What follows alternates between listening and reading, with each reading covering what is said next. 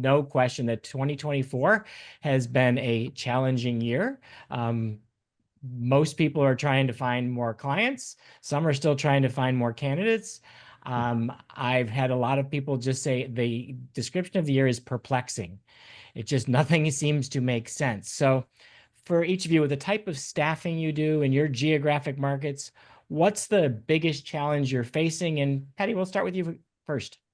Sure. I think our biggest challenge is that our clients are closing the opportunity to submit candidates much more quickly than they used to.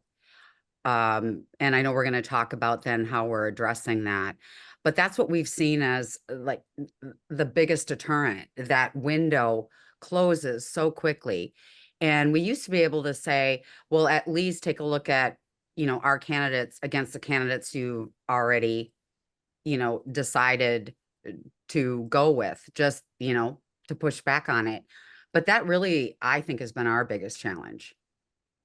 So I don't know if you were on this morning because it was very early your time. So we had a quote from my co-CEO, Victoria Kenward. She's been pushing us to adapt the mantra that speed is the new currency, and it seems for sure that you are having to live that. So Vicky, I'm sure, is cheering in her office right now. Yeah, well, I mean, we always talk about, right, to all of our people, you always have to have a sense of urgency, Yeah. right? But it's taken on just a whole different animalistic thing. And we have, and we'll talk about this next when the other panelists go, but we have gone back to, once again, our roots on how we can combat that. Makes sense. Yeah. Adrian, how about you? What's the biggest challenge in your markets? Yeah, I would agree with a lot of what Patty said. We are headquartered in Denver, but we have national reach as well. But ultimately, it's kind of, at least from what I can see, a lot of the same story everywhere. It's supply and demand, and when the supply is higher and there are more people seeking opportunities. And that's what it seems like. It seems that our clients, our partners say, well, we have the ability to handle this on our own. And so we're seeing the window close quicker. We're seeing, I think, more of, in the last, I'd say 18 to 24 months, I've seen more companies that traditionally have used staffing as a very strong resource, as a very solid ally for them, go into building their own internal recruiting teams. And there's a plethora of reasons for that, right? But ultimately, it's kind of the same story, seems like, at least from what I can see everywhere. And going back to the speed is new currency, I love that. That's great. I just got out of a meeting just minutes ago with some of our leadership team about being able to present to our clients, hey, we can abbreviate this process. How long is it taking you on average? The clients that we can engage with. And when you can get an honest answer from them as to how long it's taking, and then you can present them data going, hey, this is the average that it takes us to do this. This is real data. This is not, subjective feelings. We feel we can help you, or we care more. This is real data. And let them look at it, and then let the numbers sell for you. So I agree, Patty. I feel your pain, sister. Yeah, I mean, time is money, right? That's always been one of our selling points, is that we can do it quicker and swifter. And in the actuarial recruiting world, we know all the actuaries. We're actually celebrating our 35-year anniversary this year. And so we've developed a lot of long-term, relationships. And our, mantra always was, we start with you as a baby actuary and we grow up with you until the C-suite. And, then that's just how we do it, because it is all about relationships, first and foremost, because that's where we add value, right? But secondly, it's the time to hire. Yeah. And time is money. And we're in a nice position, often, I'll say, right? Because it's always challenging. We're in a nice position that actuarial recruitment is kind of seen as the stepchild, because it is so highly specialized. And so TA and HR, if they're going to hand something off, that's what they're going to hand off, right? But Yeah, even then, we're still having all the challenges that, we're speaking to right now. I can't then imagine that a conversation of the HR manager trying to grill an actuary on their technical skills. No, I mean, thankfully, that's why, of course, it changed a long time ago where suddenly HR and procurement and TA was suddenly taking over, and our relationships had always been with the chief actuaries and the chief risk officers, and the CFOs, and often the CEOs, well, actuaries that became CEOs, right, of the insurance companies and reinsurance companies and catastrophic software companies and state insurance departments and so on. But then, suddenly HR and TA took over, and they don't know what an actuary does. So we're having to educate, which obviously that's a value that we add. Mhm. But then they're also trying to cut us off from having our relationships with the actuaries. Yeah, And that's of really course, interesting secondary challenge is when you have a difficult time or you're prohibited from having those direct relationships. yeah, And well, we circumvent them, David.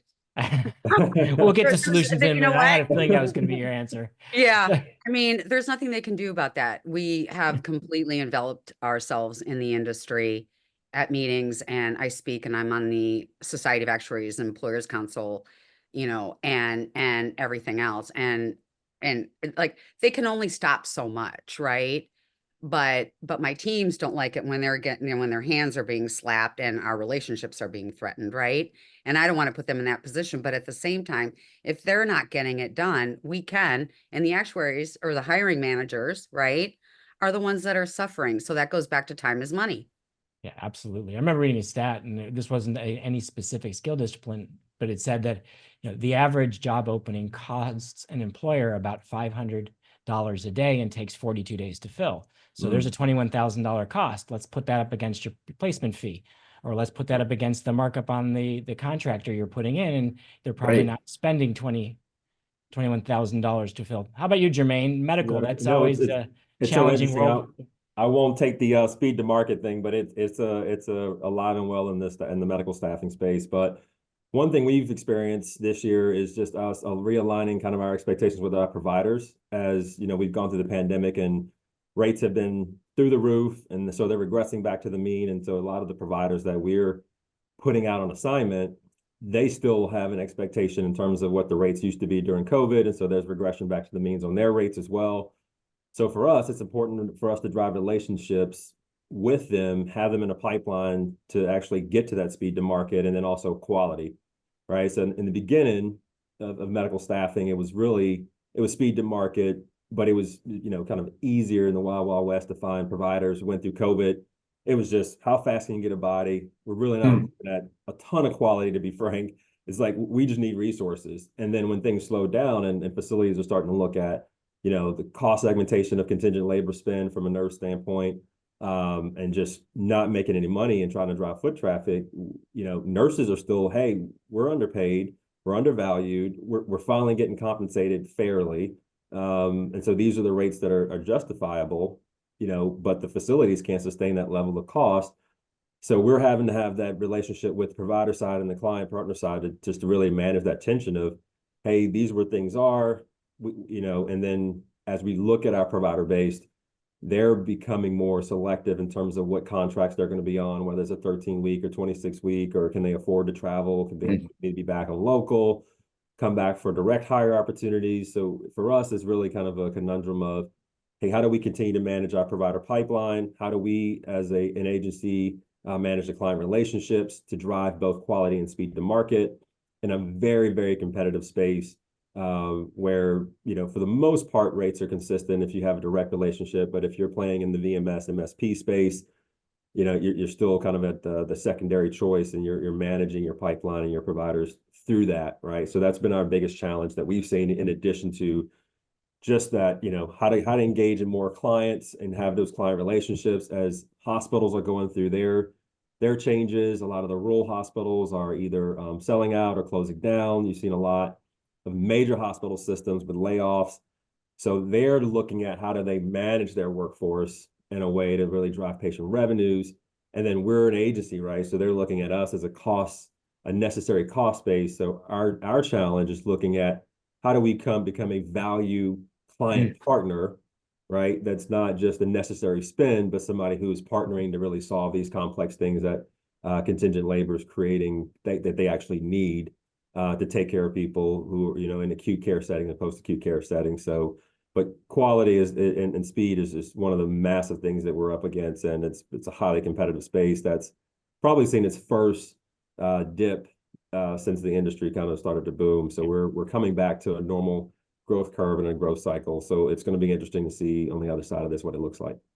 So I know historically there's been a semi-adversarial relationship between the healthcare facilities and the staffing agencies, as they blame you for their escalating costs of care.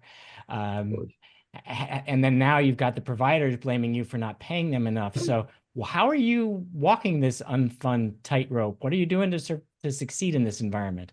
You know, just like Patty said, it's all about, and I love what she said. They're going back to the basics of relationships, right? And this is one of the things that we preach in terms of our process is to, you know, this is part of the kind of the, you know, question too, is it's the strategy that we have is this relationship. I think a lot of our competitors get into, like, because it's so quick and it's turn and burn, that it's just a transaction. As I talk to nurses, whether it's TravCon or just our providers that are on with us on assignment, they want to feel supported, and it's really understanding kind of what the needs are and what problem you're solving for the providers, and then what problem you're solving for the client partners, and making sure we have competent, quality providers, and they're getting assignments and choosing work assignments that's going to actually make a lot of sense for them, be the best solution for them at this time, and then ensuring that they're going to fulfill that assignment with our client partners, and letting them know that we need feedback and we need to know what the challenges that you're seeing, and just really share some more information with us so that we can then present, like Adrian said, the data on, hey, this is our time to fill. This is our submission rates. These are our fill rates. This is how many providers are actually completing contracts. So we do quarterly reviews, sometimes monthly, with our large engaged clients to really show them, you know, hey, here's where our program is in terms of how we're managing contingent workforce, so they can seamlessly integrate into your facilities and provide patient care, right? And so if your patient care is at a high quality level, then that should drive patient revenue. So it's you know, really getting to the relationship on both the client partner side, but also the provider side, and just managing that and that information back and forth, and just really being transparent on both sides of, hey, the voice of the consumer, right, in our case, is going to be the client partners of what the nurses are looking for, and then also for the providers what the clients are looking for, and making sure that we're matching that in a way that's going to be, you know, make the most sense, and not just saying, hey, here's a nurse with the specialty, with the requirements. They're going to go out there, they're available, they have a license, they're going to go to this facility, but really understanding, okay, what are the expectations of this nurse at this particular assignment? Does this person actually have the experience and the skill set and the ability to match the culture for 13 or 26 or on a year basis? And that's really the way we have to approach every engagement, which you have to have a pipeline of that already in place to be able to match the openings, right? I always tell our recruiters, if you're trying to fill an opening that just came out, you're too late, right? You can't post for it, wait to get responses, and then try to staff that. We have to have a pipeline already of, hey, these are specialties, these are people that are engaged and they're interested and they're warm, and that way we can submit them, or they're already in the system, so we can get them submitted right away to drive that speed. And then our data that shows that, you know, the quality of how long this person's going to be out there and why we feel they're a good match is essential to us managing that problem challenge. Great. All right. Thank you, Jermaine. Good stuff there. So Adrian, how are you dealing with that, the challenge of buyers not really understanding your value? Or Matt, I should say, probably not first off, appreciating I your think value is probably more accurate. I think it's important to point out that you did not butcher that food term earlier. That was perfect. Lechón asado con plátano frito. That was great. And if anyone would like to try some, my dad will be here in November. He'll be glad to cook you some stuff up. No, I think one of the it's always been an issue. Staffing can appear to be a commodity industry, and it is. I hate to say that, but it kind of is for a lot of our from the perspective of a lot of our clients. They look at us as all the same. So I think in any market, the question is, how do you stand out? Mm-hmm. I think right now it's being able to present a level of transparency with them and be able to relate to where they're at. The truth is, our clients, for the most part, they don't enjoy the process. They don't enjoy everything that goes into finding the right talent. I think being able to, again, go back to, not to beat a dead horse, but to go back to some data and be able to present to them, this is where you're struggling. This is why you're struggling. This is where the market's at. This is how many people are even remotely available in this market with these skill sets. And then ask them the questions themselves. So how long is this taking you? How many people have you had working on this? You know, what does this cost you? You know, we talk about our own loaded cost. I think we do ourselves a huge disservice when we always look internally, like, what does it cost to, you know, what is our cost? And then we have to pass that cost on. The reality is they're already paying that plus some. Like, if we can ask them, what is your loaded cost? What are you paying to do this? I don't know. Well, then let me help you figure that out, because I guarantee you, if we sat down and we took a few minutes to do that, whatever I'm about to present to you is going to pale in comparison. And oh, by the way, we're going to get better results because this is all that we do. You know, I think being able, that's one thing, David. I think another thing is the more technology, and we're probably going to talk about that in a little bit, but the more technology, and I do not want this to come off as anti-technology. I do want to shout out Alexis Brady if she's watching this. She was the first person to show me that I could deposit checks on my phone and not have to drive to the bank. So if you're listening, thank you. Thank you so much. That wasn't yesterday. That was years ago. I just want to point that out. But you know, I'm not anti-technology. It's great. I love, you know, all the resources that are available to us today that were not there before. However, the more tech there is, the more people crave human connection. The more people crave like authenticity. And I can speak to this from experience.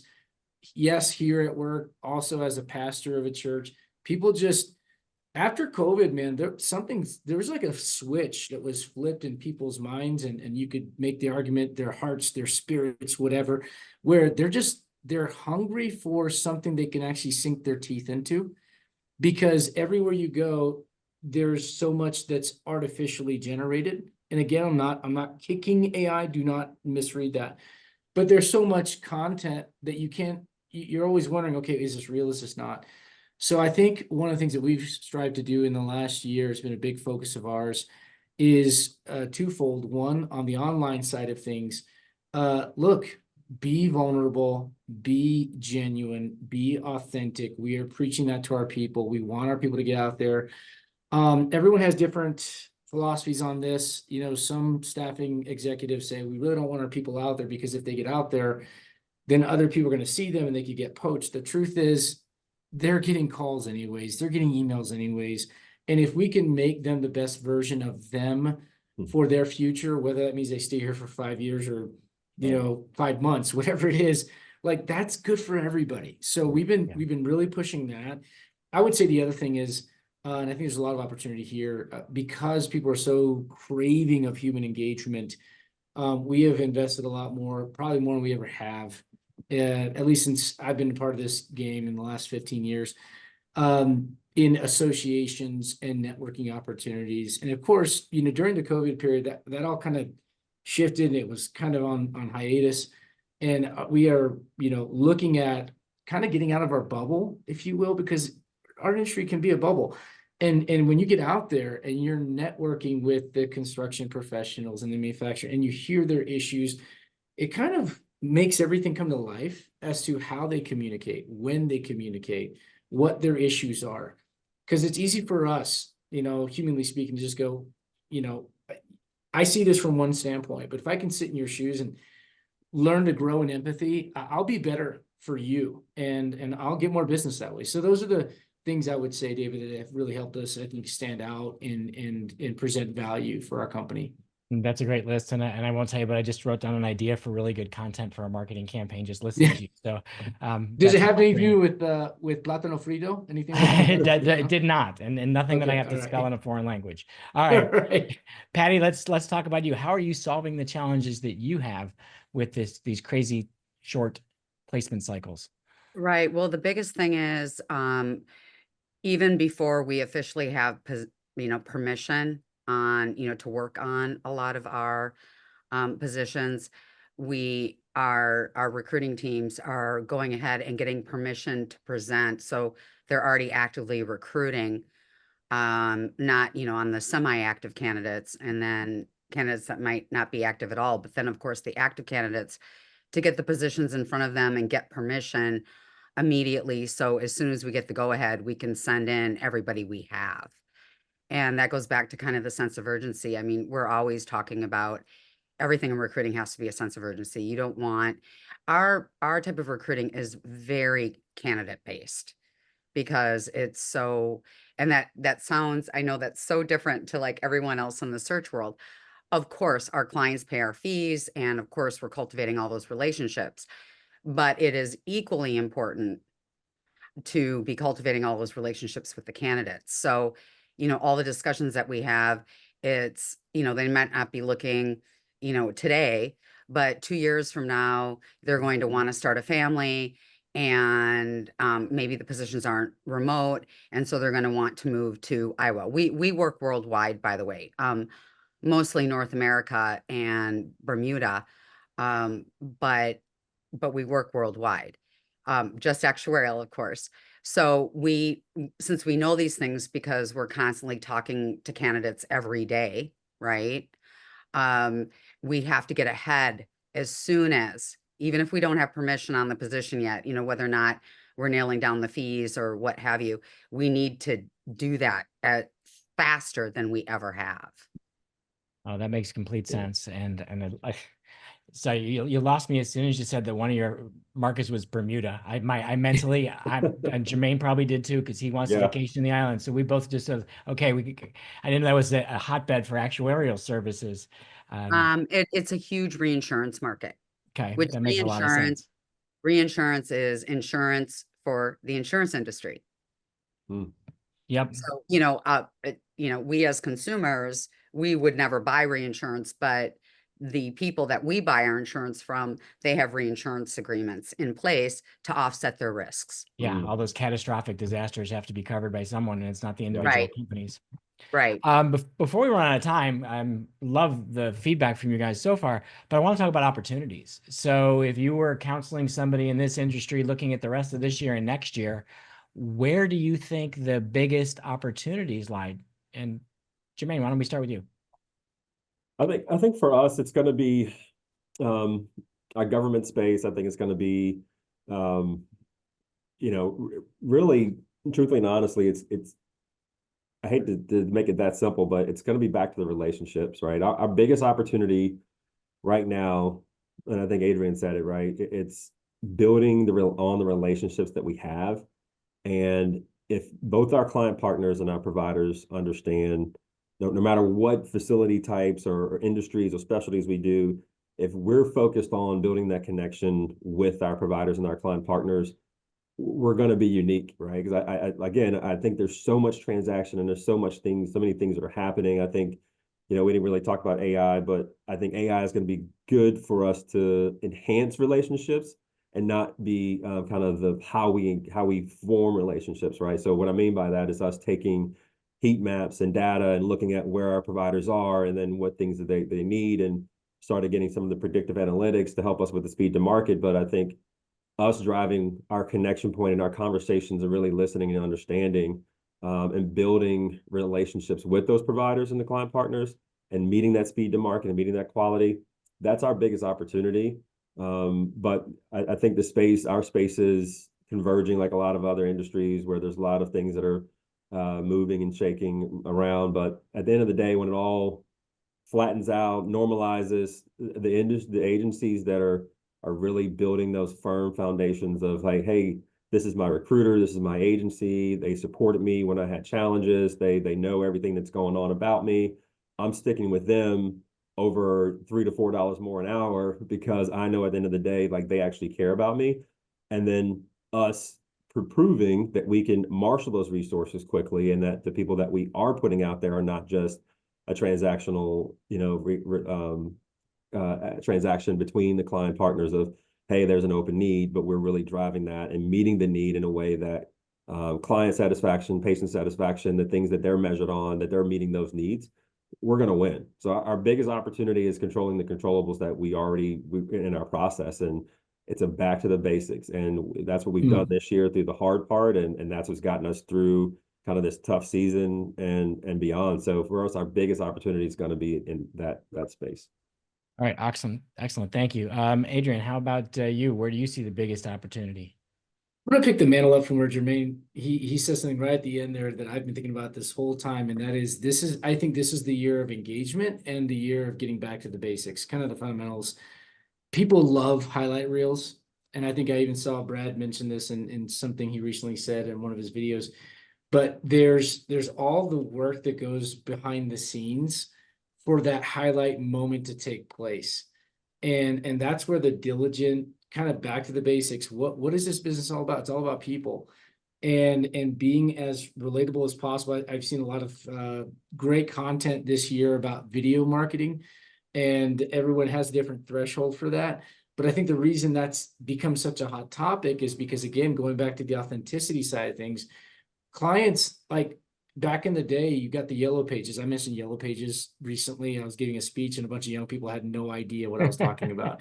And I said, let your fingers do the walking. And like everyone over 45 was like, yeah. And everyone else had no idea what I'm talking about. But because you had that back then and you pick up the phone and start calling people, right? Whereas now it's like, I can literally just look you up. I can find your content online. Do I see anything that has a live human being on it? Do I see any video content? I think that's a huge thing from a marketing standpoint that I think the staffing industry tends to be at times a little slow to adapt to some of these concepts that maybe other industries grasp a hold of a lot quicker. I think that's huge. I also think networking, literal, physical, getting out there and networking like we used to. Again, back to the basics. And of course, one of the things that I think goes hand in hand with that is the candidate experience. Right now, everyone's talking about, just a couple of years ago, it was all about candidate experience. There was now talking about we got to sell. I don't know that it's ever just one. They have to work in tandem. So like if I'm aggressively focusing on business development, I need to aggressively make sure that there's a balance on my team's focus to ensure that we are getting candidate referrals. We're getting the 5-star reviews. We're getting things that we can present to our clients and go, when they look us up, they go, this is a reputable organization. These are the things I think that going into the end of this year, going into next year, regardless of what happens with elections and the market and whatever else. And I'm sorry, guys, I'm just tired of everybody going, the market sucks. Whatever. I mean, our clients Right. still need help. We need to find a way to get the help to them. And so I think those are where being versatile, being adaptable in this market, and knowing that ultimately this is a people business. So any which way I'm going in any phase of my game, offense, defense, special teams, candidate, client, whoever's involved, everyone sees the same thing. The client sees, hey, I really want to work with this company. The candidate goes, yeah, they're reputable. They treat people well. All of that working seamlessly together. I think that's, again, back to the basics going into 2025. Awesome. You remind me of something my dad said growing up, and I grew up in a family-run staffing company, and one of my things my dad would say in a bad economy is, we're just going to choose not to participate, and Right. we'll make the Right. economy our competitor's problem. I love All right, that. Patty, That's great. we're right up against the wall on time, but I want to make sure you get the last word on where are opportunities for the rest of this year and next year. Yeah, I echo both what Adrian and Jermaine said. It really is. We have really been hounding on back to the basics. We know our metrics and we know what works. And therefore, we've had much more of a focus this year on accountability and responsibility internally to those metrics. Of course, the overriding is always relationship. And I also agree, Adrian, this is a symbiotic relationship. This is not just client or candidate. We need both, to have our successes. But going back to, it really has to be accountability and responsibility to your metrics. And, we know what works. We have our metrics, and also to keep our, recruiting teams motivated when they're feeling overwhelmed because they haven't made a placement and what have you, them knowing if I just stick to these numbers and they're not outrageous at all, I mean, you all might remember, I mean, when I started, we didn't have any of those metrics and it was shooting in the dark. I didn't have a Yellow Pages, but I had a Society of Actuaries actuarial directory of memberships, right? Calling every single company and candidate, you know, in that book. And we didn't know it was going to be 70 calls per day that was going to do it, or was it going to take 8 interviews to make a placement? You know, now we know all those, and those numbers are not daunting, but you know, when our teams get really overwhelmed by, God, I haven't made a placement, you know, in 60 days, or, you know, what have you. No, just hold yourself accountable to these cells, and those will feel like successes in and of itself, right? Because the philosophy of our company, you know, they live and breathe, and, you know, they're taught it from, you know, onboarding and everything else. So it really is, I completely agree with both of you. We have really had a focus to back to the basics. No, I like that. And I like that all of you're saying, you know, understand your own metrics, hold yourself accountable. I really like that, because you're exactly right. If you do enough of the right things, it Yes. will pay off. It may not be as fast as you'd like, Right. but the other guy down the street is probably going to give up before you do. And if you've got persistence and 100%. stubbornness of will, you will absolutely be successful.